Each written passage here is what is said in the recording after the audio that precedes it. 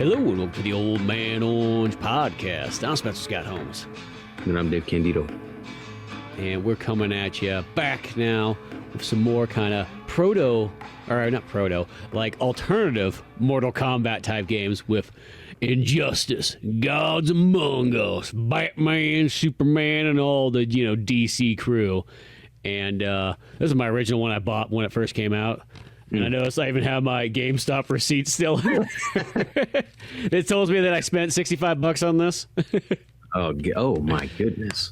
Because that's the thing, though. This is before I kind of realized these Warner Brothers games, they are they'll just like drop 90% off. Yeah, like in like 1 year. Because that's the thing about like all of those games, like the Batman Arkham games, like the Mortal Kombat ones, Mad Max, the Lord of the Rings ones, all those WB games. They put them on sale for like dirt cheap, which I always think about that. I'm like, granted, I guess it's great if you get an awesome deal on it, but these games I feel are worth a lot more than that. Like they don't need to be that cheap. They don't need to be $4.99 or something like that. Like $4.99. I mean, I appreciate it if I didn't spend the $65. Though I bought this game multiple times, because I had that version. I got the PlayStation 4 one, which I did notice on the PlayStation one. Did you play it on PlayStation? The first one, yes. Yeah, did you know when they did like the little mini games or whatever, you could use the swipe thing on like the PlayStation controller? I thought that was badass. I don't think I did. Yeah, you had to turn the option on. Yeah, like the QuickTime events, but you use the swipe thing on like the little touchpad that never gets used on the PS4 controller. Oh, yeah, I chose not to use it. I think I think I pretty much just like skimmed through that, info bubble like. You can use this, and I'm like, forget it. And I'm like, yeah, whatever. And I was thinking about it. So that game came out before Mortal Kombat 10. Yeah. And it's interesting. I kind of liked how it was. Well, I don't know if I really liked it. I didn't like or dislike it. It's just interesting that the games from Warner Brothers is Mortal Kombat. Well, Mortal Kombat versus DC. Mortal Kombat, Injustice, Mortal Kombat, Injustice 2, Mortal Kombat, and I think it was Mortal Kombat. They haven't done an Injustice 2 or 3. There's 2 Mortal Kombat titles since the last Injustice, but no, I feel like with each one, while they were making them in tandem, they were kind of like, okay, this is really cool. Like it's like they've been figuring out how to make the games. You know what I mean? It's like I'd like to think that either the next Mortal Kombat or Injustice game. They got to make another Injustice game, I think. But I think so, some point at least. But I feel like they've been honing everything in to make this really great game. That's the way I'm kind of looking at it right now. That's kind of what I'm hoping for because, obviously, looking back on when we did MK9 or MK 2011 and powered through those. And then have done the Injustice. You can. It's really interesting to see the similarities between 9 and that first Injustice. Like, for sure, the character designs they almost look like palette swaps. A few of them, like Wonder Woman, looks like Katana, Melina, whatever. Like Jade, all that stuff. Insanely broad shoulders and like triangle body design. It's kind of hilarious. That's the funny thing I noticed in like especially this first one, is kind of like the women all look very manly except for Zatanna. All the women like they just got this like very masculine look. They got big jaws, especially like Raven too. It's like because you always think of Raven looking kind of feminine and stuff like in the comic books. Not in this one. No. Like literally, I feel like the men look a little bit more feminine in this game than like the women do. Raven almost looks like a Dunmer dark elf from Skyrim or something. Yeah, exactly. but yeah, no, I hadn't played these games, I don't think ever, until recently.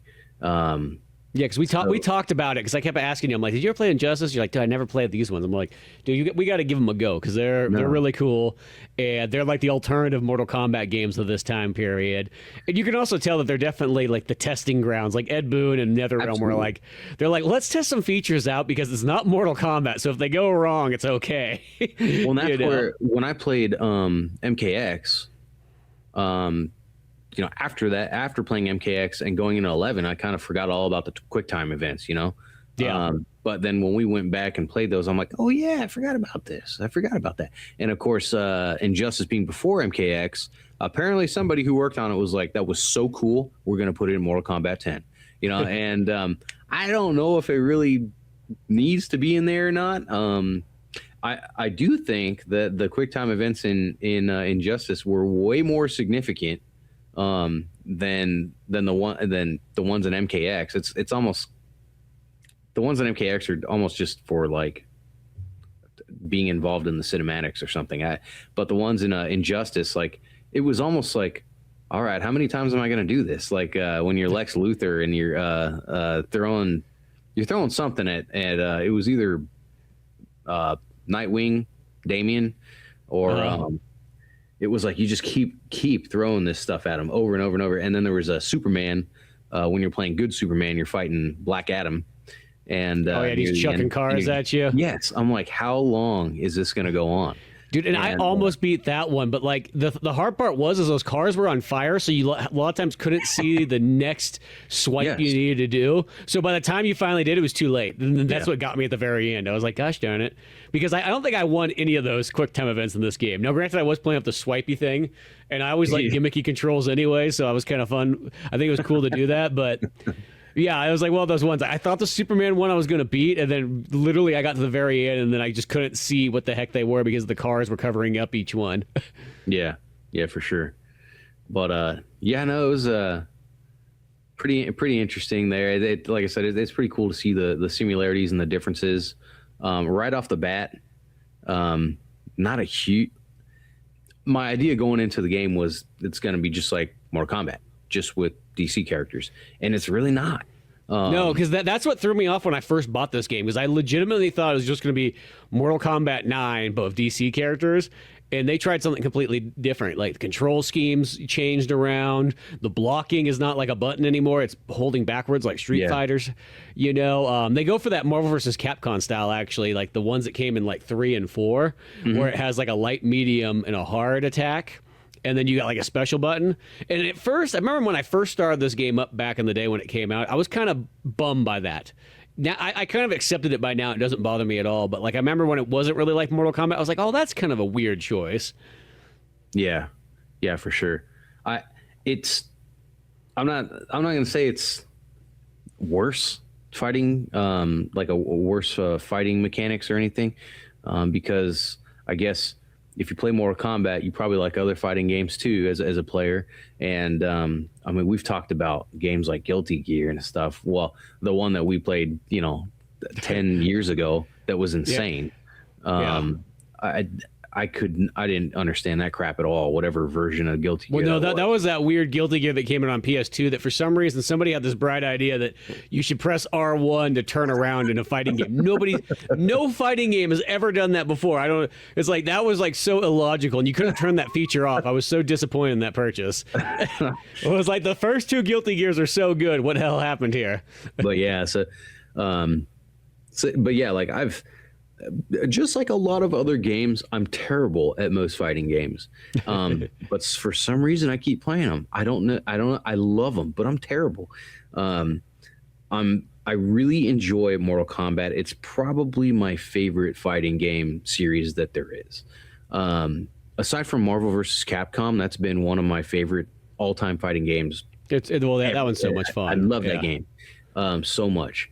I didn't play a whole lot of Street Fighter growing up, a little bit here and there, but it was really mostly Mortal Kombat, and then some funny like one-offs like Clay Fighters, I think. Yep, like that's the one that I used to play all the time, and I haven't seen for a while. I was really hoping it would be on the Switch online, what do you call it? The classics or retro or whatever the hell it is.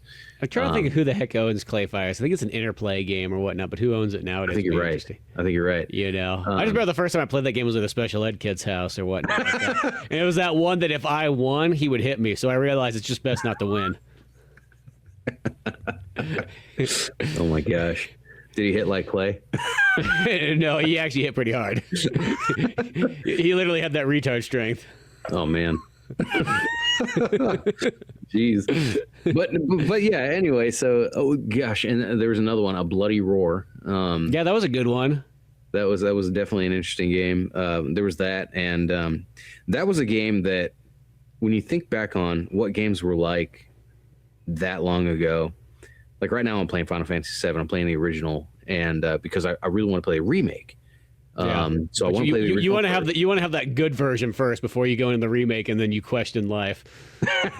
But yeah, so as I'm playing the original, I appreciate it for what it is, the graphics and everything, or I mean, the story and whatnot. It's interesting. That game is hilariously inappropriate and racist and prejudiced. The lines in the game are hilarious. I mean, it's like only in the early 90s could a gaming company get away with this.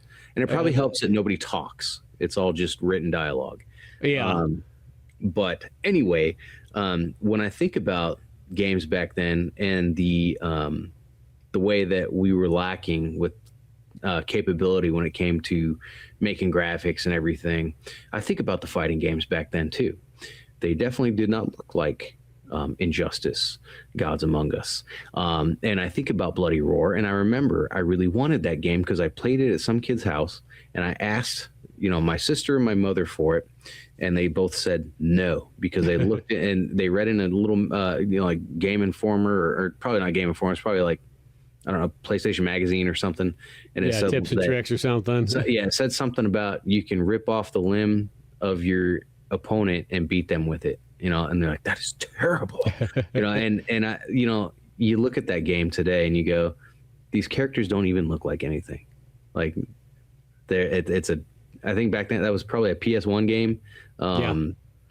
It's like they look like just weird shapes.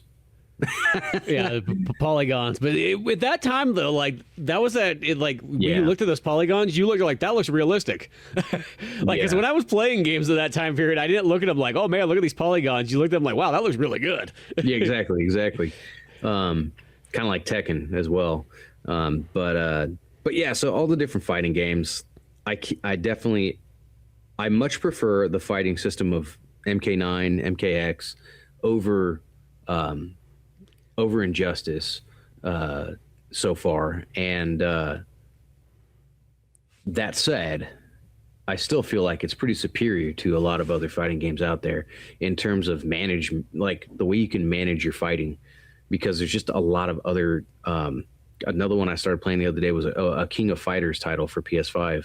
Yeah, King of Fighters is always good. I really enjoy it, but I struggle with that one too, because when I looked up the move list, it's not like Mortal Kombat. It's not like Injustice where it's like, a simple left or right. And it's like you got to swoosh that way and yeah, Street Fighter style. So like it's one of those ones, like for me, King of Fighters is pretty easy to jump into because the moves are all the exact same as Street Fighter. Yeah. Where because that's the thing about Mortal Kombat. Mortal Kombat is just like straight button presses where like everything's like rotations, like half spin, full spin, quarter spin, or a Shoryuken, which is just, I don't know how you really even describe that move. It's just one of those ones you figure it out and then you finally kind of go, okay, I know how to do this. Yeah, but it's almost like you're doing martial arts with your hands. Yeah.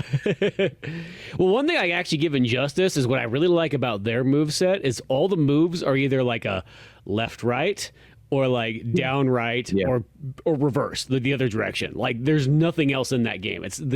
So like whenever you play as any new character, that the moves are going to fit into that. In between buttons.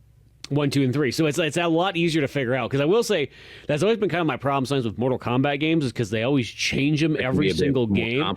So it's like just because you're like good with Sonya in one game, well, the next game her moves are in like a different location, or they changed it up. Like they never stuck with it. Like how Street Fighter, like Ryu's moveset is exactly the same as it was in Street Fighter 1 as it is today in Street Fighter 6. That's pretty cool, actually. Other than maybe a couple more moves and things being added there, like nothing's changed. Him and Ken are exactly the same for the most part, where like, perfect example is like, Sonya and Scorpion and all that stuff, their moves have changed, where sometimes it's back, light punch to back forward, light punch to back, light punch. And you start, and then when you go between all the games, you're like, well, what the hell is in this one? I got to look it up every single time. I cannot remember all of them. Yeah, no, I get that. The one thing that threw me off was for quite a while I felt like O did nothing on the like the button O. Well, that's the heart attack one. What is that? Are you thinking about X? Are you thinking X? No, on PlayStation it's X and Because X, the way that it goes, square. unless for some reason your controls are different, is that square was light, triangle was medium, circle was hard, and then X was the one that was unique for each character. So some characters like Nightwing, he switches between his staff to having like the I'm drawing a blank on the name of the two sticks, the Philippine one. It's like they have a mode kind of like in Mortal Kombat you switch like weapons. Scorpion instead of doing Hellfire he does his swords or something. Yeah, because like Wonder Woman was like that too. Like she either has the lasso or she has the shield. But then like other characters have like Superman. I think you press X and he has this little shield that comes up and he's a little bit stronger. Green Lantern charges his lantern up so his attacks are a little bit stronger. Batman. I think that's what it did when I pressed O. Because in terms of just fighting, X was a kick, and then the square and triangle were both other attacks, like a mid attack and a high attack, but the O was like that certain ability thing. What? And I think I might have switched my controls because I remember when the game came out, I do kind of remember like, what the heck? Why is it not just like Marvel vs. Capcom 3? That's a weird choice of buttons. So I probably switched it because I do that all the time in fighting games if I don't like the button placements. It's like Dead or Alive when they decide to change the buttons. Like, no, you can't change these buttons after 3 generations of games to a different location. But yeah, I was really thrown off by that because at first I'm like, does that not do anything? Like what the hell? And then later on, like Batman's thing is he has these, I don't remember what it was, robot bat wings that come. I think so, yes. And then you could shoot them back at people. Mm-hmm, yeah, which those were pretty convenient. But ultimately, aside from figuring out the mechanics, it was pretty cool because one thing is when it comes to comic books, I feel like I've not done justice to DC. You've done injustice. Yes. I've been a Marvel fan, a bigger Marvel fan over the years, more so than a DC fan. And it's just because I think maybe I was just introduced to more characters than DC growing up, because DC growing up to me, all I knew was Batman and Superman for a long time until I discovered this show Super Friends, and that was the biggest reveal for DC to me. And at first I thought it was kind of silly because it's that old style cartoon, you know, 70s. Yep. And it was like one of those things where I'm like, certain characters, I'm like, how is this any more than a man, just a normal man? Like everybody looks like a normal man in Super Friends. You know what I mean? Yeah. But Injustice, it's I really enjoyed it because I got to really take a little bit deeper of a dive into some of these characters. And it's not that I didn't know who a lot of them are already. I mean, at this point, I know who a lot of them are. But that said, it's like I said, it's a great opportunity to get back into into all the characters and the different lores and stuff. And in this particular game, I would love for there to be a movie, like an animated film. There is. Oh, there is. It came out in like 2021. There's an Injustice movie, actually. Oh, fantastic. I'm probably going to watch it. I think it's a great story. If anything, we can watch it after we do. We play the second game and then we can watch the movie, because I think that's sort of the chronological order it goes. I can't remember if that Injustice movie is just a somewhat like its own kind of retelling of this core story, or if I don't think it's like a third sequel if that's the case. But yeah, no, I remember that one actually. I remember being pretty solid all in all. It was one of those DCU ones. And I will say, as you mentioned, sort of the Marvel and DC kind of thing there, I've always kind of looked at like that Marvel and DC where like Marvel does, like at first glance, like Marvel stands out a lot more. If you're just looking at like those two compared to each other, it's almost like a Pepsi challenge type thing. Kind of, yeah. If you have Pepsi at first, it tastes real sweet, tastes really good. But in the long run, you kind of like, if you have a full can, you kind of want that Coke because it just goes deeper. It's got more flavor. It's good, it has longer lasting. And that's sort of what DC kind of is. Where at first it might not seem like the right thing. Or it's like that you could almost say the Star Wars, Star Trek thing, where like Star Wars is a little bit more flashier and a little bit more easier to kind of jump into and so on. Where Star Trek's one of those ones, but like once you finally get into it, it does have a lot more deeper meanings, and like the stories are more, in depth and so on like that. And that's a lot of times how I kind of feel about them. I love both Marvel and DC, but I think I summed this up in one of the Pizza Boys comics. I said like I like Marvel, but I love DC. That's kind of the way I look at it. Well, there's certain Marvel or DC aside, like they have characters just like Marvel does that are so significant that the world's never going to get rid of. You're never not going to see Batman in places. You're never not going to see Superman in places. Wonder Woman, maybe even Flash or something. But I mean, they're just too iconic, and I don't think any character from Marvel can really outdo them. I don't think they can outdo. Actually, I think they can outdo a lot of Marvel stuff. But it's funny too. I mean, you can always compare. You can do that all day long, every day. Like Deathstroke and Deadpool, which apparently I think Deadpool is a parody of Deathstroke. I think that's part of his inception. But he's a parody character in general anyway. Yeah.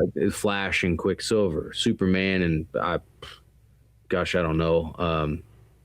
There's a handful of options, but it doesn't matter. It doesn't matter. I like DC, I would say these days, just as much as I like Marvel. And what I can say is I thoroughly enjoy these games more than I can't even remember the last Marvel game I played new that I thought was like, wow, this is fantastic. Started playing it.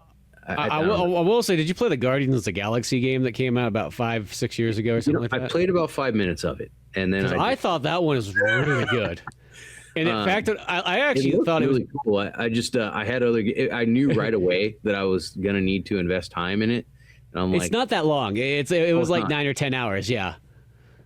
Okay. Yeah, it was a perfect length one, but like I actually thought that like I liked the way that the characters were set up in that one. I liked it way more than the movies even too, and I liked that it had like a heavy metal theme to it because they pretty much make Star-Lord like when he was a kid he was really into like heavy metal and stuff. So the soundtrack has like Kiss and AC/DC and Iron Maiden and all this stuff, and I thought I was like, oh, that's badass. I've heard good things about the last Spider-Man game too. Yeah, because I haven't played that one yet. Because I did play the Amazing or whatever the regular Spider-Man one that came out on PS4, and that one was solid. The Miles Morales one was good. I have that. Yeah. It pretty much it's like they took the Batman Arkham engine in a sense and just ran with Spider-Man. I see. Interesting. But that's not a bad thing, No. But then there was another Marvel one that was actually pretty solid too. Was the one that was just the Avengers game that came out on PS4. I never played that. I don't know if you played that one. And that's another problem that too. That one was actually pretty darn good too. And once again, I was gonna say I shouldn't throw stones because it sounds like there's a pretty decent catalog of these games. But that said, like I said, awesome to get into, and going back to it, the story I thought was really cool.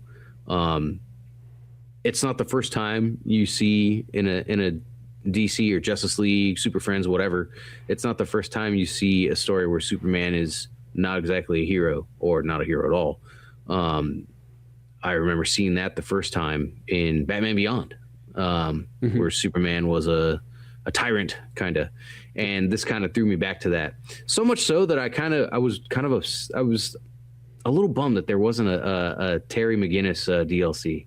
That would have been kind of cool. I want to say there is. I thought there was a costume for I could be making that up, but I thought that there was a Batman. Yeah, there's a Terry McGinnis Batman costume. Oh, there is. Oh, yep. No.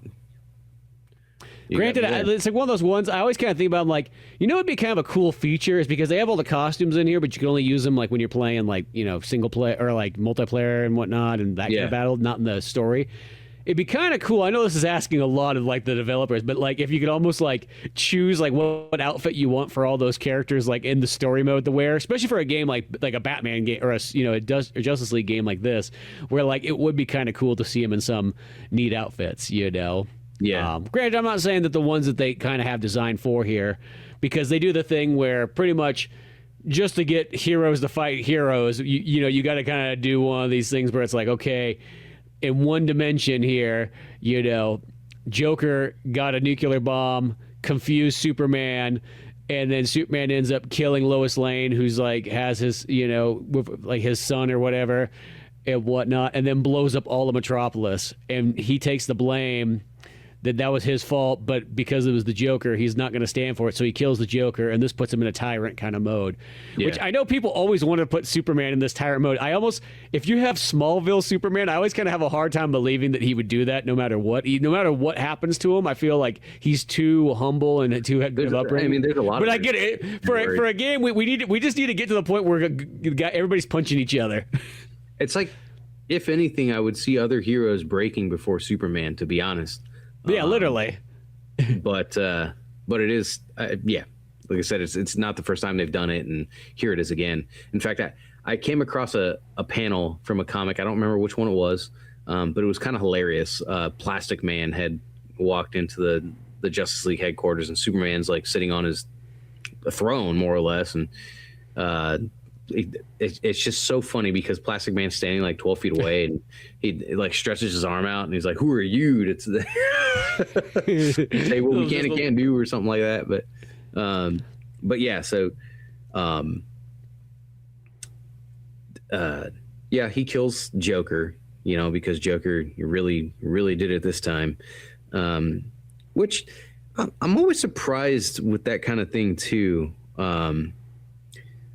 Joker is super dastardly and he's super diabolical and everything, but sometimes I almost feel like when he gets away with his plans and he like follows through with his stuff, it's almost like I don't know if Joker would really do these things. I think he's a lot of talk, but and he does it just to piss people off. But he wants that carnage to keep going. He doesn't want to end the fun in a sense. Exactly, and doing that, of course, it would cause Superman to kill him or somebody to kill him, and you think another criminal at this point would probably just kill Joker because they're sick of him. Yeah, exactly. I always think about that all the time, just being like, yo, Batman, you keep putting these guys in here thinking that like rehab's actually going to work, but it doesn't. Once an addict, always an addict. Yeah. It's just one of those ones. I mean, that's literally where the Punisher comes in too. But then, it's like he literally takes care of all that stuff. I literally think, though, that like, I know that that's always been the thing kind of written there for the longest time, is that, Batman doesn't kill, Superman doesn't kill, all those characters like that. Green Arrow, for some reason, doesn't kill until he leaves the country, and then it seems like all bets are off. Remember, I was reading one just from like the 80s, and it's like he's talking about not killing. He literally goes to Japan, and a couple of Yakuza people come out, had no problem shooting those guys. Oh, yeah. They're not real people. Yeah. But I literally think what it was is back in the day, it's like, yo, if Batman kills off all his villains, we're going to have to keep making new ones and so on like that. It's like, it's not going to work out. Like, how can we keep these guys in here so we can keep selling stories? Just put them in jail. Yeah, just put them in jail and they break free again. And it's like, and I'm pretty sure that's exactly the reasoning behind all that, because purpose they have like Punisher, he keeps killing everybody. You know what I mean? Even Spider-Man's like, whoa, Punisher, calm down. Like, we're gonna be out of the job if you start killing everybody in New York that's doing something evil. What is it? There's a crossover comic with Justice League and certain characters from Marvel, and Punisher's in it, and he finds the Joker and he beats the crap out of him and he's about to kill him, and then Batman stops him, and it's just righteous speech, and he's like, yeah, that's what makes me different from you, Castle, like it's like he knows him, Yeah. I think I kind of remember that one. I want to say I remember reading that. There was also one back in the 90s. I don't know if you remember this, but like on the back of nerd boxes, they had these cool little cards that would pop off of them, and they were all like pretty much a DC character versus a Marvel character, and I had like almost all of them because I thought that was so sick, I'm always drawing a blank on who everybody. I think Captain America was fighting Superman. No, Superman was fighting the Hulk, I think is what it was. Captain America was fighting Batman, maybe, or something like that. That or Wonder Woman, probably, or yeah. No, I think what happened was Wonder Woman was fighting Rogue, and that's how Rogue gained her abilities to fly. Oh, she took it from there because, like in the comic book, what it is that Rogue absorbs Miss Marvel, and that's how she gets the abilities and so on. And then that kind of like when they started doing things like Ultimate X-Men and so on like that, they kind of like, oh well, we want to kind of have Miss Marvel back. So Rogue it makes her feel like she has way less powers because especially if you're used to her from the cartoon show. Oh yeah, you know what I mean, and so on like that. And then Rogue, if she's like, well, what'd she do? Well, she just absorbs people. I mean, she doesn't have super strength and she can't fly and all this stuff. Like, no. Not unless she absorbs somebody that has that. There's not a lot that's going to beat the 1997 X-Men. Or the 93 one? Oh, that's right. That's right. Yeah, the 97 is like the sequel 97 show. because that's that sequel one. Yes.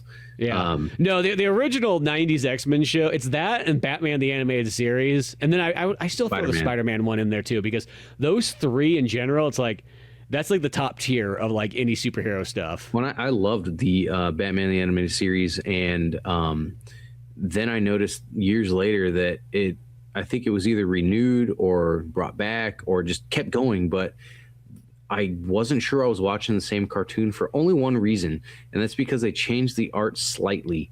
And season 4, like the Joker's face, and I was like, "What happened to him? Like he looks kind of funny." You know, like they took away. He's got the dots for eyes. They took those away. He just had. Oh yeah, that's right. He had the dots instead of. Yeah, I'm like, this is kind of weird. The weird thing about that is season 4 has actually some of the best episodes, but the animation I feel like they cheapen out a little bit. I feel like they want just to streamline it just to make it easier. Yeah, you know, because Batman the Animated Series, like that animation's like extremely good for a TV show. Oh, for sure. And again, going along with that show, one of the things that everybody loves about it, everybody that's a fan of it, is Kevin Conroy, and of course. He does reprise his role in Injustice, and it's a shame that he's passed. And whatever games that go forth with Batman, you're not going to have him in. Excuse me, but anyway, I got to meet Kevin Conroy. I know. I remember. That's pretty awesome. Yeah. Oh, yeah. That was one of those ones where I mostly don't stand in line for people, but Kevin Conroy was that was a different one. You know, but yeah, no, that's cool that like in this time period he's in Injustice, he's in the Batman Arkham Asylum games and all that stuff. Yeah. You know, which a lot of times like that Arkham Asylum, I think that like universe right there, that's like the best like fusion of like all the different kind of elements of Batman just all kind of coming together from like the animated series to the movies to like, you know, the comic books and all that stuff and just like literally coming there. And it's similar to like the Injustice kind of style and look. Yeah. I don't think Mark Hamill played Joker in any of the game. Maybe, I don't know. He did. I want to say he does in the Arkham games. I could be wrong, but I'm pretty sure it was him and Kevin Conroy in those ones. Either way. But anyhow, so yeah, you get the basically with the story mode, you know, just like MK9, it's the whole chapter system, which I don't know why so many people, like when I read on Reddit or whatever, like review comments on YouTube or whatever, people talk so much crap on the chapter system. I don't understand why. That's like the best. I wish more fighting games did that. I wish Street Fighter had that. That's like one of those ones like Street Fighter and Dead or Alive. I wish they had that style because I think that's such a better way to tell a story. It is. I mean, that's literally why, in my opinion, Mortal Kombat, it's the best for story and character. Like, you know, for sure. Like they have that part dialed in better than anybody else. The first game that I played, the first fighting game that I played with the chapter system was MK9. And I thought it was so cool because, again, you know, I've said it before, I'll say it a million times more, is I suck at fighting games. And, you know, like a lot of fighting games, their story progression was either just arcade mode or something like, you know, MK Deception or tournament mode. Yeah. Which it's fine and everything. But this, I felt like it made it so much more engaging, you know, so much more fun. You know, you fight a few fights and you get some scenes and stuff. It keeps you wanting to see what's next. And I don't know why people have such a problem with that. And no, like especially for the single player. I feel for like it gave you a lot for like, you know, the single player having the game. Because that's the thing a lot of times. It's like if you didn't have somebody to play like a fighting game with back in the day, how many times are you going to play the arcade mode? You know what I mean? Like exactly. You'll play it enough until you get bored, and then you won't pick it back up for a couple years or something. Who knows? Yeah. Or when somebody comes over and you play it and they beat your ass over and over. Yeah. But no. So yeah, you got the chapter system just like MK9. Once again, it's they bust you right into Superman killing Joker because of the atrocity that happened, and then Metropolis is destroyed, Lois and her kid are dead, and Superman is really upset, and from there it jumps back to I think they say something to like in a subtitle like, oh, there's infinite universes and blah blah blah. So we're already doing the multiverse thing here, which honestly I hope is getting over with here soon, because it seems like every stinking fandom lore, I think everybody's doing multiverse shit, and it's cool the first couple times, and then you're like, okay man, like somebody have an original idea, please.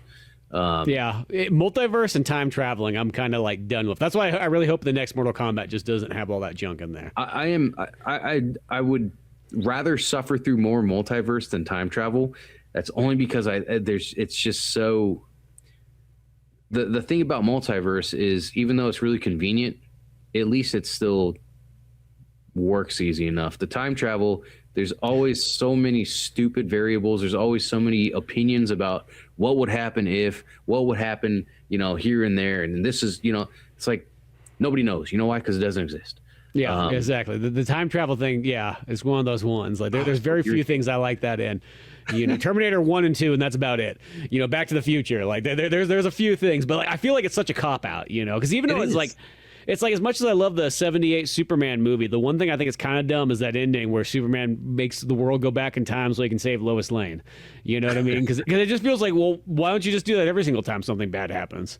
That's the thing. It's the biggest kind of Now, granted, like in something like an Injustice here, like this is where the multiverse is perfect, because once again, we just need a reason why these heroes are going to be punching each other. That's all we need. We and that's so that works fine. If it was a movie and you kind of had that, I'd be like, oh, okay, But like for a video game, I get it. It's kind of like the Mortal Kombat one. They always just got to get a reason why. Like, somebody steps on Johnny Cage's foot. They get pissed off. There's a battle. It doesn't have to be much. Hey. But yeah, so they in another universe, the same thing's going on. Joker's about to, blow up Metropolis, and interestingly enough. See, I had some confusion throughout this game's story because it seemed like he tricked Superman in the other timeline to blow up Metropolis. And in this one, where, it switches to the guys that you kind of are. Like the real DC. I feel like because one universe is kind of like traditional DC, and then there's the alternative universe, which is where bad Superman exists. Yes. And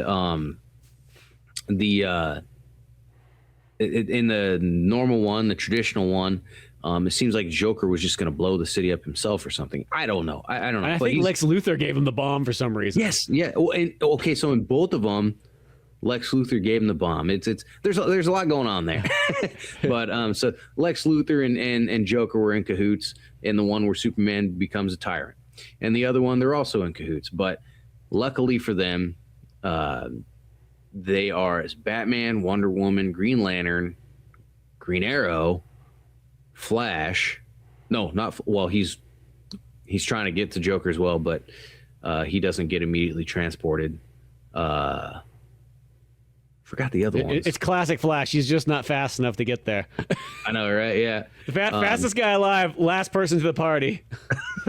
But yeah, so these characters, they go and they're trying to get to Joker as fast as they can, and then all of a sudden they get zapped away, and then including Joker, because Batman's there. Batman's already there. He's talking to Joker, and Superman is not there for whatever reason.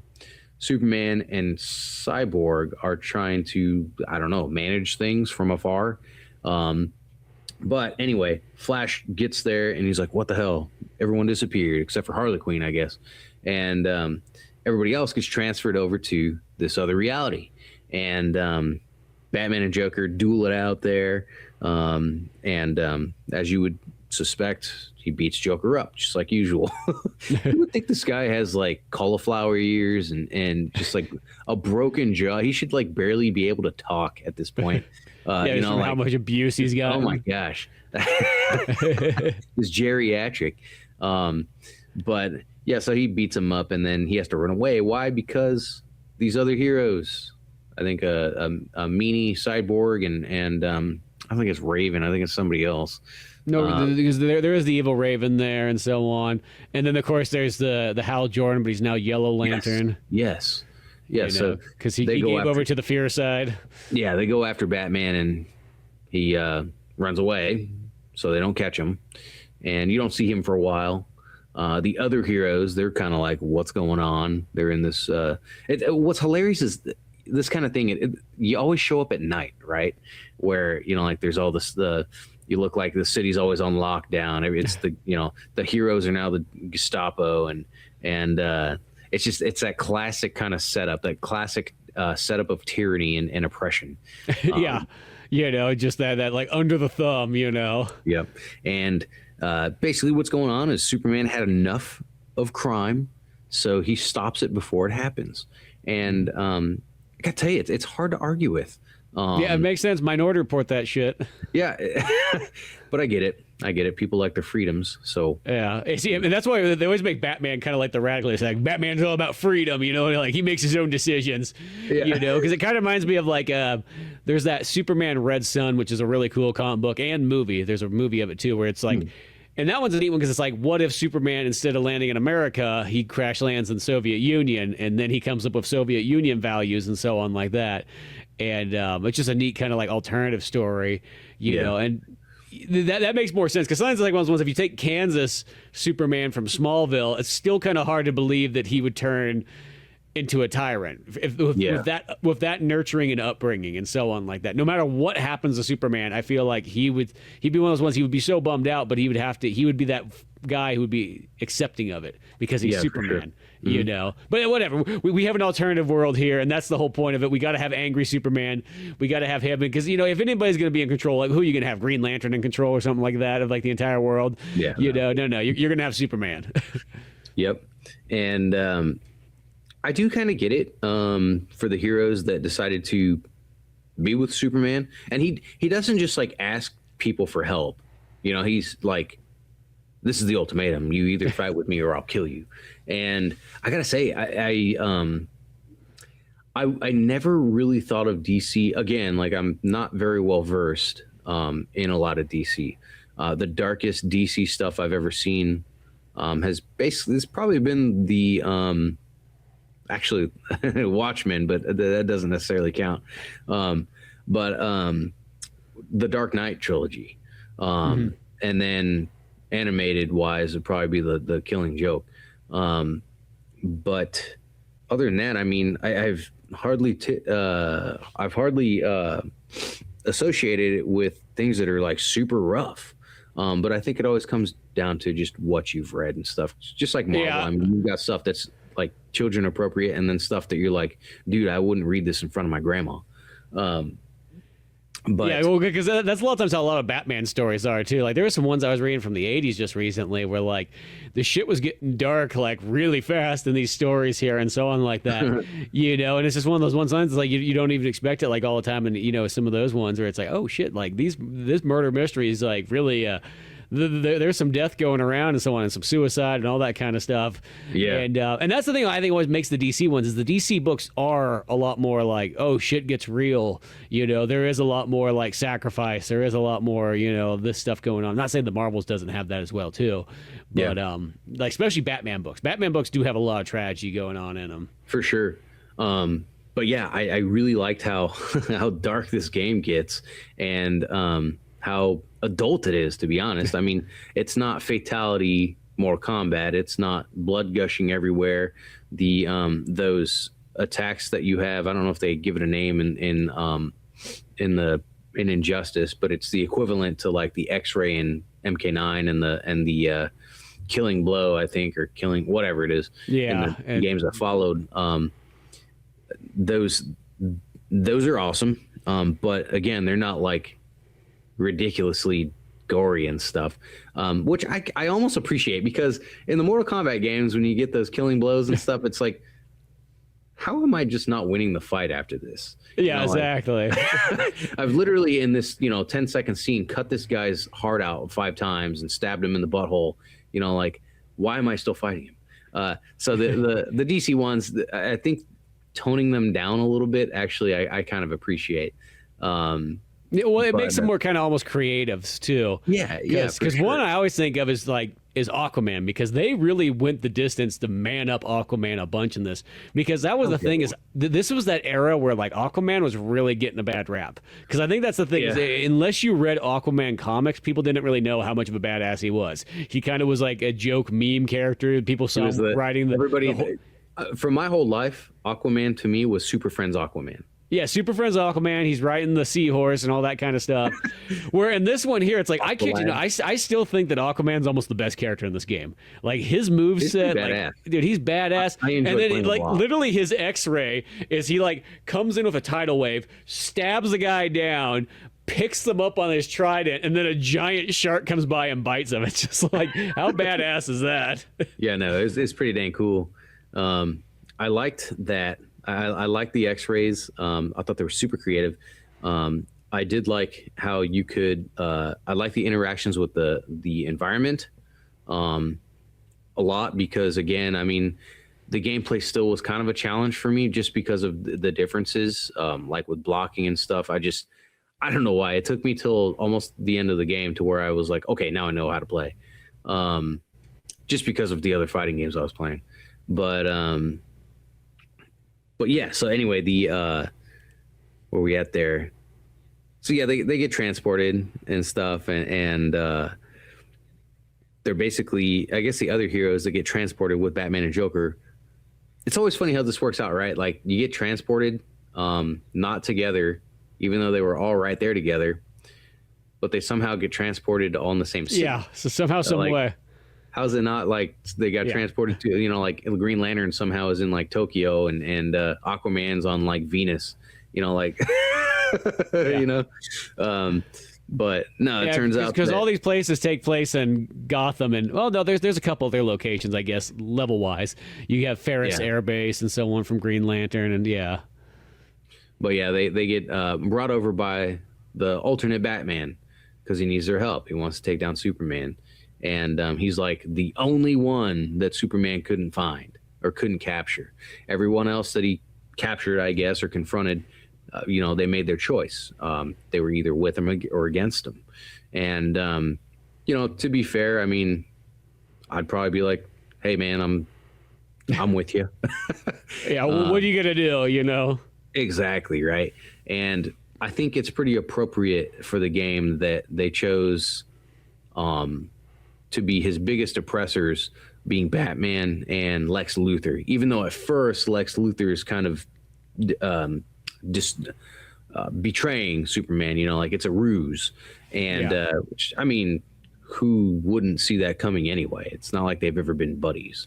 But in this alternate world, at first it seems like Lex Luthor's Superman's best buddy. Well, yeah, but what I mean is like it's the ruse, like later on he comes out to the other heroes, and he's like, yes, like, let's get rid of this guy. Which I'm sure, like, he goes, I'm gonna go use the restroom, and he's like, yeah, dude, this is fantastic. Like, can't wait. So like little by little, of course, the heroes all fight each other. Like it's the same old thing that you'd expect. Like, how can you do this? Like, this isn't right. How can you, like, you need to stand up, for yourself and everybody else. And they're like, no way. Like, you're, you weren't here for the last 5 years. What do you, like, you don't know what he did to us. Exactly. And they basically, they rally everyone they can to fight against him. Aquaman fights Aquaman. That was kind of a hilarious scene. Yeah, well, I love how Aquaman just he goes down into Atlantis and whatnot. And I just picture like all those guys there. It's like being like, he must have just shaved his beard. Did what happened to the the goatee? Like he had that like Amish thing going for a moment. It's like all of a sudden it's not. There, that, and then asking his like I don't know, steward, librarian, like whatever the guy is. You're like, so, like, let's talk about what's happened, in recent history. And the guy's just talking. He's like, yes, that was. I remember this. Yes, like getting the scoop on what's happened in the last 5-7 years or whatever. And then, what's his name? I think it's Flash, and I think it was Billy Batson. I'm pretty positive it was Flash and Shazam or Captain Marvel, whoever, Captain Marvel. however you look at that guy. Kind of funny, right? That in Marvel versus DC universe, it was Captain Marvel, and then now it's Shazam. Because I think it was a rights thing. I think because Marvel had their Captain Marvel character, they were like, oh, you can't call him that anymore or whatever. I don't know. But yeah, it's a goofy. Well, in this game, it is Shazam. But like that Captain Marvel thing, because it was another company that was like a DC and Marvel that had Captain Marvel as their Superman, and then DC ended up buying that company, and there was a couple other characters that came along with it, but Captain Marvel's kind of the big one of that, and that character's older than like Marvel in general, so it's kind of a weird one because it's like that is the one that should be having the name. I know it's kind of strange because Marvel's in the title of Marvel, and this one I know, there. right? What I love is when the movies came out, because Shazam and that Miss Marvel movie both came out like the same time. Yes. So you could go to the theater and be like, I want one for Captain Marvel, the real Captain Marvel. And like I always look, because everybody, they knew exactly what you meant when you went to the theater. Yeah. Well, yeah. So they confront him, but they don't know that it's the normal version of Aquaman, and he's like, I'm not agreeing to these terms of giving over Atlantis. No way. And they're like, but that's what you said. Like Flash, like, but dude, literally, like last week you were totally on board with this. What the fuck? And of course, then the alternate one comes in. They fight, and yeah. So you have this whole thing that like the heroes are fighting each other. The alternate and the original, or not originals, but the normal. Traditional heroes are fighting the alternate heroes, and so on and so forth.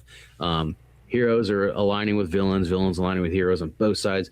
I think it's Green Lantern, Hal Jordan, traditional, rescues Deathstroke from Cyborg, and I think Raven, or Cyborg and Raven they're Teen Titans, so it makes sense. Yeah. And I mean, they're about to beat they're torturing him basically, and like Deathstroke's talking about like, oh, it's personal now, and it's like, I mean, you've been terrorizing them for years, guy. Yeah. You're a 60-year-old man who like terrorizes children. It's kind of hilarious, but yeah. So he joins the fight, and yada yada, and it gets to the point where they get their strength combined, and they make this. They got a pretty good plan. They raid the island. Apparently, Superman's got his fortress and everything. Aquaman gets the sea creatures, these giant bug sea creatures, whatever the hell, and he's got those forces. The good Wonder Woman. I like that Ares is in this game, by the way. Yeah. Ares is like really upset in the beginning of the game. He transports Aquaman to alternate Batman's cave or headquarters, whatever, and he's helping the heroes out because there's no crime, so people aren't fighting. So Ares is like, dude, I'm weak. I can't do this. He's like, I need conflict again, and so he's helping out, and he helps out Wonder Woman. She doesn't believe him. And so then they fight, and so on and so forth. And she is able to beat up the mean Wonder Woman and get the Amazons on her side. And so they got pretty good forces. And then also, again, to take down Superman, because he's Superman, you can't just come at him with everything you got. You got to have more than that, right? So they got this nifty kryptonite gun thing.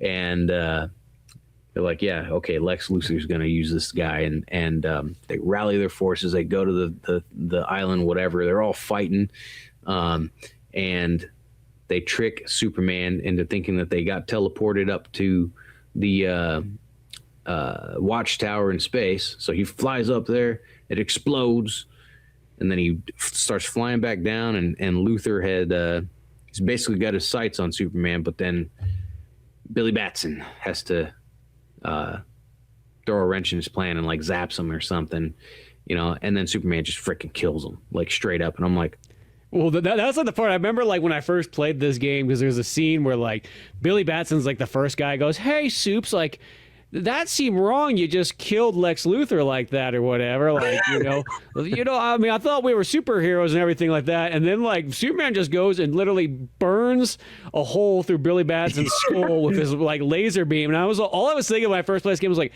Superman just killed a 10-year-old boy. Yeah, because that's what he is. He's not a man, he's a boy. So it's like that right there is actually kind of like, that's pretty dark when you think about that, because most video games don't even have kids getting killed in general. Here's Superman killing a kid. I thought the same thing. I'm like, he's a child. Yeah, you just killed the boy. One other thing we forgot to mention is this is kind of like how they make the Injustice thing make sense for like why like regular people like Green Arrow and Batman can fight Superman, is that they have and Joker and all stuff. Yeah, they got these little pills that for some reason Superman invented so he could give it to his soldiers, but Batman's taken them and commandeered them, and so everybody who's regular can take them, and then they almost kind of have like Superman like strength, so like they could take a punch and take a blow and take a bullet and all that stuff. I remember that, and I have mixed feelings about this. Yeah. I get it for a fighting game because there's this person be like, well, dude, if Superman punched Batman like that, he'd be fucking dead. Yeah. So it pretty much, it's just kind of like a way to go, he took the pill, he won't die from that. Yes. It's a very convenient fix for the game, for playing purposes, for the game. I mean, like, otherwise it's everyone dies. Yeah, it's other that Superman just full on just punches his fists through their skulls. Everything. Yes, and what's hilarious about it, like aside from that, the other side of the coin is somebody's going to be mass manufacturing these things in the black market and giving them out to everyone, and then Superman's going to be dead. Or at least he won't be able to kill the other people. Yeah, because everybody's gonna be Superman strong. Exactly. So I mean, like, it's just one of those pills you got to swallow when you're playing this game. But yeah, there was that. I didn't even think about that. But it makes sense though, especially for like the regular characters, the ones that aren't Wonder Woman, Green Lantern, all that kind of stuff. Oh, so, and Joker also. You see him again. They release Joker because they know that he's not going to fight with Superman, right? So they take a risk, let him do his thing, and he recruits a bunch of Joker gang kind of people, and then Harley Quinn, who's like super happy to see him. But then after, it's later on before Luthor dies, he goes to fight Lex Luthor and sicks Harley on him first. She loses, and then you fight Joker, whatever, and then she wants him to stand up for her, and he's like, yeah, right, I'm just gonna kill you, you couldn't do your job. So that's how from then on and going into the second game, like Harley Quinn is now a good guy. She has that change where she goes into like the anti-hero kind of category. Yeah, she's like, I had an abusive boyfriend and I've gotten away from that. Which, okay, I mean, I don't think I've seen much of Harley Quinn coming to terms with the fact that her boyfriend was abusive. I mean, like every Harley, I mean, that's part of her character. She's nuts. She doesn't see it. So I'm kind of like, she takes the abuse. Yeah, I'm not a big fan of the Harley Quinn like anti-hero kind of run. I like it. It's like, no, just make her the criminal girlfriend. Yeah, just criminal. Yeah. Like, not everybody needs to be an anti-hero. You know what I mean? It's like one of those ones. We have some good anti-heroes specifically designed to be anti-heroes. Yeah, like a Venom, a Punisher, but like even. Yeah, exactly. Even like Batman can be kind of an anti-hero sometimes. I don't know. I mean, he's got anti-hero characteristics in a sense. Yeah, but anyway, yeah. So yeah, Superman, their big plan failed of stopping Superman because of Billy Batson, and then of course Billy Batson dies afterward. Yeah, Billy Batson saves the day, and how does he get repaid? Exactly right. Which like, there isn't Superman's life, and then Superman burns his freaking brains out. Yeah.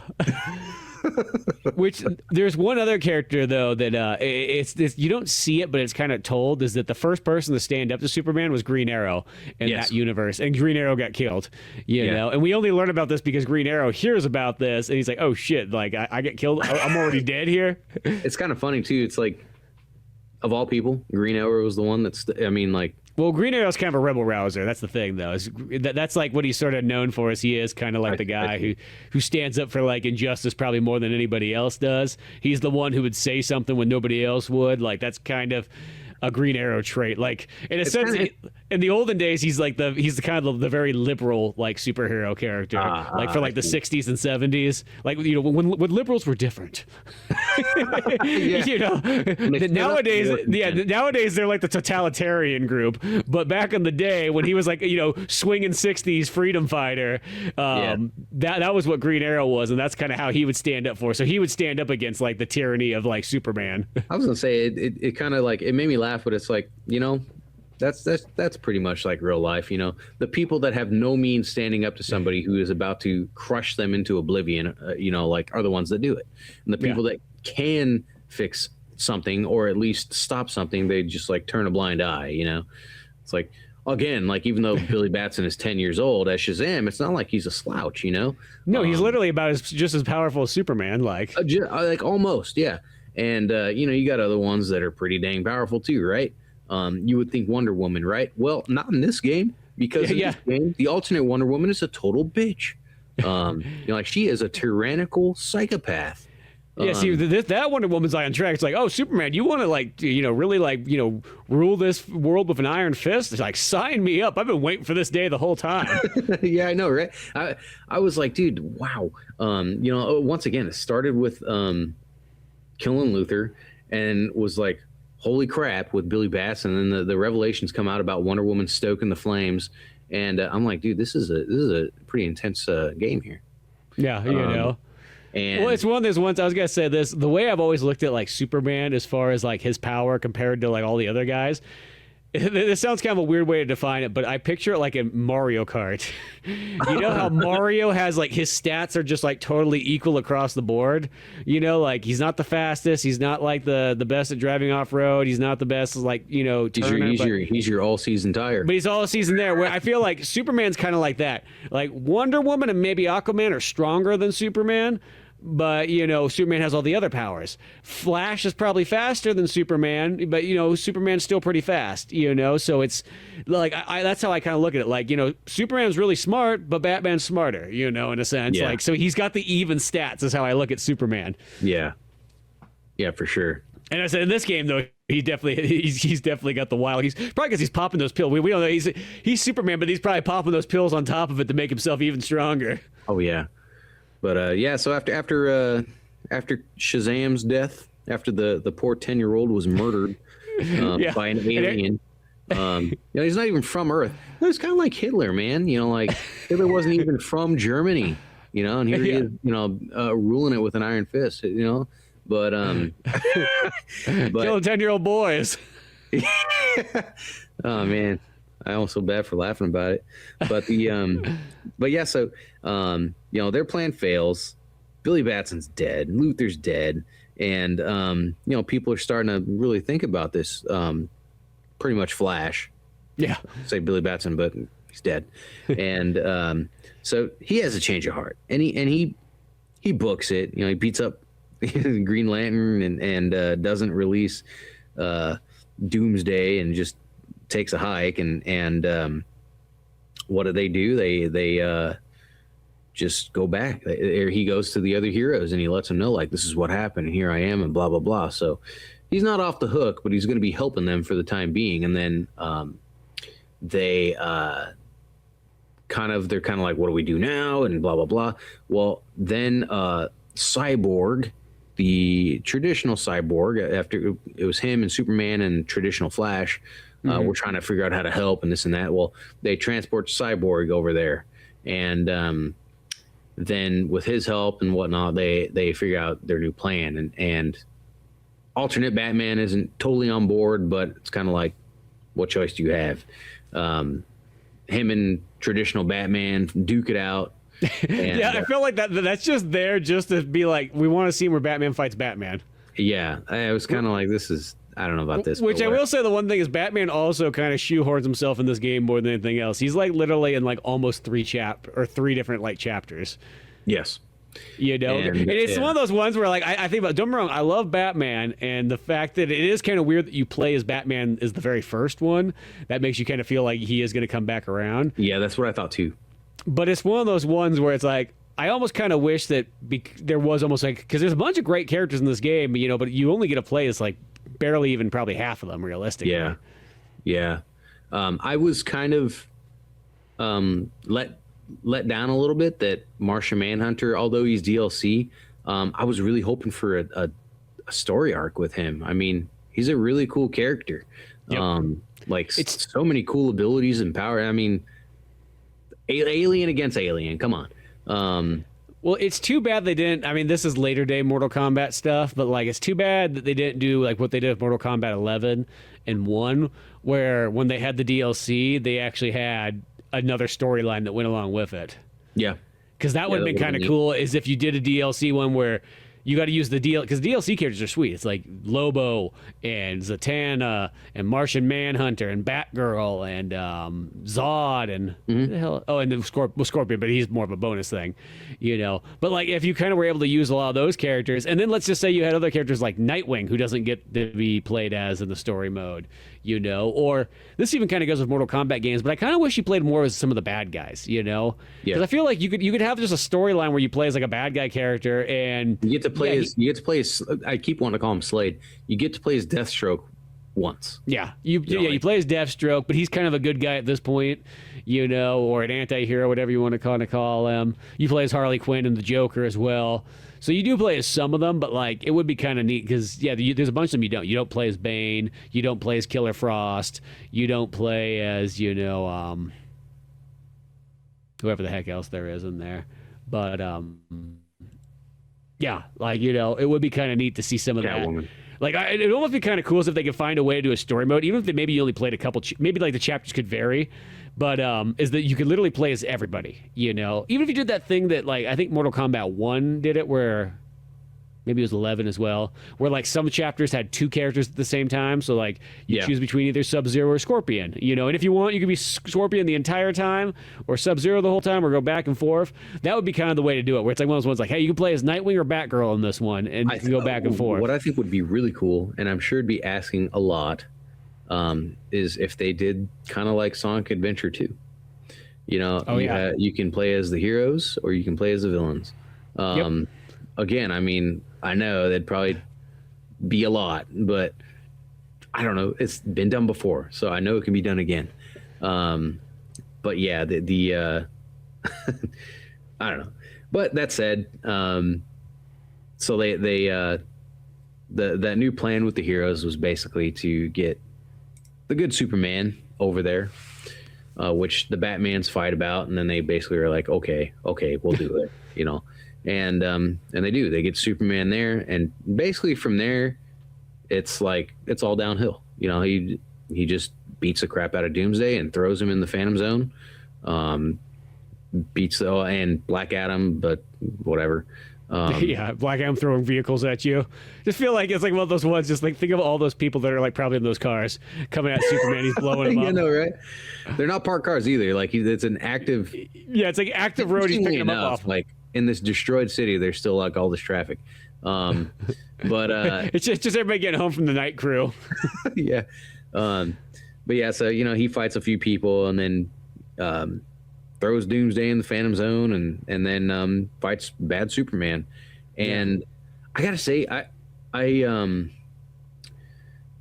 thought it was really predictable at that point. It's kind of like the last, you know, few Mortal Kombats.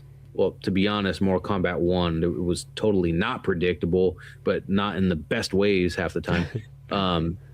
But the other ones, they weren't super predictable to me as far as like the way that the final fights were going to go. And that's something I really liked about them.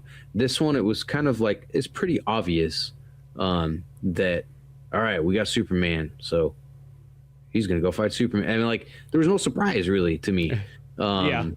And it's not that really makes it bad or anything. It was kind of a little bit bland, I thought, of a climax.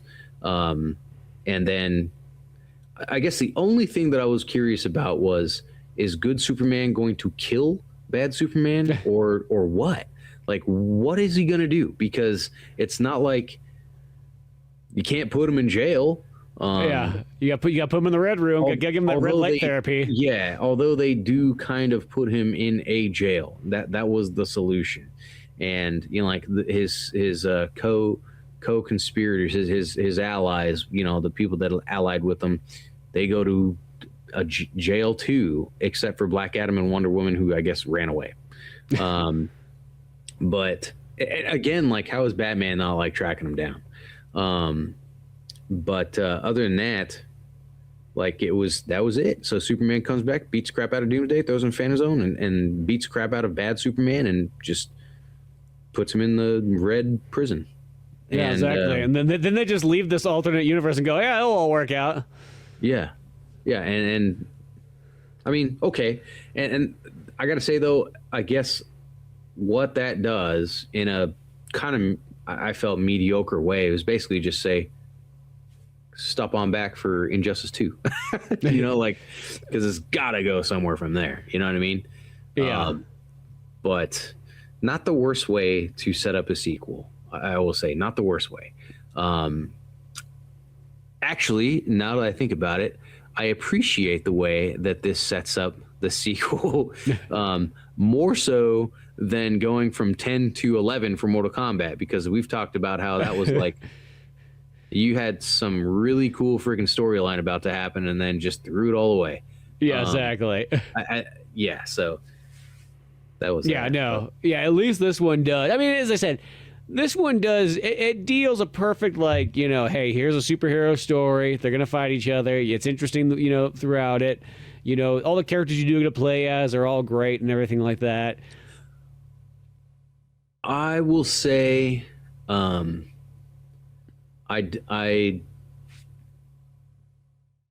one thing that I thought about that was not in this game, but it also wasn't in MK9, was the excuse me, if you remember the going from stage to stage, excuse me, geez, the when you're fighting and you like knock the person out of the stage and you're like free falling and like punching each other, and then like whoosh, you just switch and then they're punching each other. You remember that?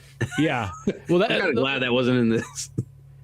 Well, this one does have that where like you can hard smack somebody through the wall, and then it will go through, and you just, you know, you're fighting through like kind of like a section, and then you end up in the other half of the level, because a lot of the levels have like two parts to them. Huh? I don't remember that. Oh yeah, I do. It did happen to me. Yeah, but I don't remember that long section though of just free falling. Well, you're talking about like the Mortal Kombat versus DC one that had that. Yes. Yeah. Yeah, that was pretty. That was pretty silly. Now, the Mortal Kombat versus DC, that had a story mode in it, correct? Yes. Yeah, it wasn't very different from MK9. Yeah, because I want to say that was the game that kind of like literally set. Yeah, it started all of it, was that game, because it has like the beginnings of like how Mortal Kombat 9 would be and all that kind of stuff. Like that one did the groundwork. I think it's interesting that Darkseid was not in this title either. Yeah, that's kind of strange. That's kind of one of the big characters that's not in there. I mean, you have a lot of characters in, but yeah. It's almost like that one they kind of generally, for about every character, give or take, they chose like, okay, one hero, one villain. You know, of course, Batman's got multiple ones, but he also has multiple other like sidekicks too. But yeah, for the most part, everybody's kind of like one and one. So I guess it's like Superman, Lex Luthor. But then you also have Doomsday, you know. And then, yeah, it is kind of weird that Darkseid's not in there, you know, when you do think about it. Because he's a lot of times in a lot of the other, like, fighting games of, like... Because there's that one on Super Nintendo and Sega Genesis that has... I want to say Darkseid is one of, like, the three villains in there, and then everybody else is just Superman, Batman, Wonder Woman, Green Arrow. There's a really old... I don't know if it was for... I can't remember what system it was for. I want to say at the latest PS1, but there was a DC fighting game, and I remember it having Green Arrow...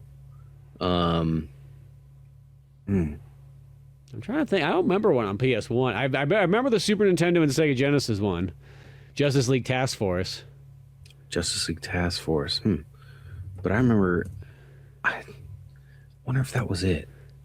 It might have been. I want to say there might have been one on PS2. I don't remember if it was a fighting game, but there is a Justice League game on there. I almost want to say that it was kind of like. I think it was Task Force. Okay, yeah, because it's like kind of like Street Fighter like. But I kind of want to play that now. They're cool. And it's interesting because they're both made by two different sections of Blizzard. One's made by the Diablo team, and the other one's made by the World of Warcraft team before they did any of that stuff. And that was almost like how they ended up meeting. I can't remember which one's which. I want to say that Diablo made the Sega Genesis one, and then World of Warcraft made the Super Nintendo one. But I think that's kind of a cool factoid. And like they both didn't know. They just each one had their own project, and then lo and behold, they ended up merging. Yeah. To Blizzard North and Blizzard South or whatever. Blizzard regular. See that. Yeah, it was Condor for Genesis, and then Blizzard and Acclaim for Nintendo. Yeah, because Condor is like the original, like Diablo's original, like company name. Yeah, that's cool. But yeah, fun little factoid. But that's a cool game. It's actually a pretty sweet one for back in the day, Yeah, no, I'm gonna have to look that up. I played that 20 years ago. Actually, it's probably longer than that. It's probably about 25 years ago. But anyway, now I'm pretty excited about the part 2 because I know that 2013 I think is when that one came out, and it was kind of the in between for MKX and this current game. So this came out after MK9. Yeah. Because this one, when I was initially playing this game, I was thinking, did this game come out before or after 9 or after 10? And then, when you see the character models and designs, you're like, no, this one's definitely after 9, not 10. Because 10's when they start kind of clothing people up a bit, so on like that. Mm-hmm. But yeah, so it came out. And then the other one's between 10 and 11. Yes. The actually. So, yes, that's right. It came after 10. So 10 was in 2015, Injustice 2 was 2017. Yeah, that sounds about right, And the one thing that's kind of cool about Injustice 2 is that they change up the characters quite a bit in there and so on like that. Just like, a Mortal Kombat game does too. Of course. Which sometimes the bummer is you might lose some of your favorite characters, but the fact is it, when you combine both games together, it's not like... Because that happens with a lot of other fighting games, is where they'll have the sequels, and it kind of makes some of the other ones sort of somewhat obsolete because you're like, well, realistically, number 4 is kind of better just because it's practically the same game with all the characters in it. Where Mortal Kombat's always been kind of good because when they have sequels and so on like that, it makes each one kind of relevant because the character roster always switches around and so on like that. And you can't just have one game and be able to play everyone either. So that's where they kind of get you too. I mean, unless it's Armageddon or Trilogy. you want to play that next game because they got that new character that maybe was in an older game but not the last one, and you're like, oh, they're back, so now I want to play it. It's just like the Mortal Kombat 1 having Sector and Cyrax, even though there's a lot of fuss about the way they were in that game, which I can see some of it I don't care. They're robots, but they're back, maybe the person that stopped playing 11 was like, I really want to play a Sector and Cyrax, and they didn't bring them back, and blah blah blah. They weren't in 10, they weren't in 11. I'm done. And then of course 1 comes out and like, oh, they're back, I'm gonna buy it. So it's with the DC games, just like the MK games. It's like, yeah, okay, they got the core classics: Batman, Superman, Wonder Woman, Flash. They'll have in the next one, and then it'll be interesting to see who's in the next one aside from that. But yeah, because I almost can't. I just remember it being about almost half the roster is different, which I think is pretty sweet. Yeah, and as I said, it makes both the games because in a sense, if you sat down and you're going to play it with your buddy or whatnot, there's a reason to play both of them. It's not like as much as I like Dead or Alive. Dead or Alive is one of those ones you can generally just pick a Dead or Alive, and it will kind of cover all bases. You know, there might be the little things that makes it kind of picky about which one you like more, but like for the most part, that's kind of how it is. Or even Street Fighter's kind of like that too. You know, a lot of the games, you know, you pick up like Street Fighter Alpha 3, it kind of covers like all your characters are there. You know, generally all your standard moves and the way it plays and all that stuff, but yeah, Injustice is one of those ones where each one's very unique. So I look forward to doing that one next. And then if we feel like it, we can watch that Injustice movie, too, because I wouldn't mind checking that out again. For sure. It's a prequel to both, by the way. Oh, okay, that's what it is. Okay. It's just one of those ones, like, been a moment. I probably haven't watched it since it first came out, but that'd be fun to go back and watch. But But yeah, Injustice, good times to be had still, always holds up. You can pretty much just get this on anything. It's on PlayStation, Xbox, Steam. Yeah, it goes on sale for like $4.99 just to be like an insult to... Because the worst part, too, is I paid $65 for this game, for the base game. Then I bought the DLC, so I probably spent like another like 30 plus. But I probably spent close to $100 on this game. And I think I spent about $100 on Injustice 2. It's just like me and Mortal Kombat 10, man. I paid like $110 total for everything because I bought it late. And I was like, well, I want all this I want Goro, I want these characters and that character, you know, and I'm like, I paid like $110, and literally 2 weeks later XL comes out with everything that I bought for like $40. I'm like yeah. So yeah, Warner Brothers gets you on that, you know. And the worst part too is if there was an Injustice 3, they'd probably get me one more time. I hate to sort of say it. I know, because I'd be like, oh, I kind of want to play it. I kind of want to see what that 4-hour storyline's going to be like. Yeah. You know, so but at least nowadays, yeah, you can get it for. As I said, I bought this game multiple times over because why not? You know, I will say though, if you're going to play it on the PlayStation version over the Xbox one, because for some reason the Xbox one, you just get kind of stuck with the 360 version, but the PlayStation one has like the enhanced version. You know, I don't know why that is, but for some reason I don't think the enhanced version's on Xbox. But yeah. But yeah, beyond that, we'll go into Injustice 2 next, and I think we're gonna have some good times there. I'm kind of glad we're kind of doing a little alternative Mortal Kombat stuff here, get some DC action going. But beyond that, you can always check out all the Old Man Orange podcast on YouTube and Spotify. Till then, I'm Spencer Scott Holmes. I'm Dave Candido. And we'll see you some other time.